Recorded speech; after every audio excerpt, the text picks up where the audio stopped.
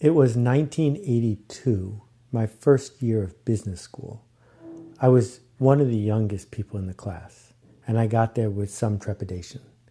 Now, the layout of the school was interesting. There was a long hallway covered with open mailboxes, one per student, and all the classrooms led off that hallway. You took a class, you went through the hall, you took a class, you went through the hall.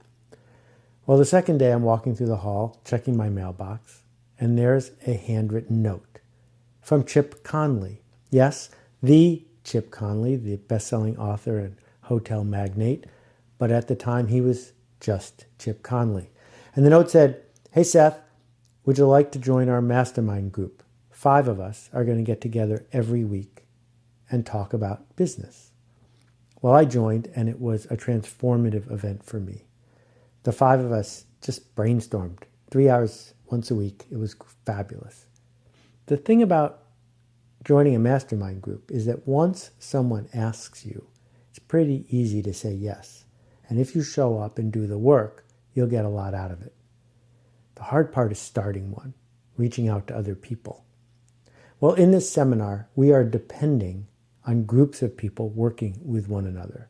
We're going to call them neighborhoods because they're a little bigger than a mastermind group. But these neighborhoods, we're going to go first. We've set them up for you. So go join your neighborhood. 20, 30, 40 people, we're not exactly sure just now. And in that cohort, you will find a group of shared interest. You will find people who see you and are able to be seen. People who are generous enough to chime in and talk about your work. People you can share your projects with. The way it will work, the only way it will work, is if you now go first. If you offer insight, if you offer support, if you are giving and giving and giving in that neighborhood, it will come back to you 10 times over. Because it turns out that sharing your insight makes you smarter. It turns out that teaching is how we learn.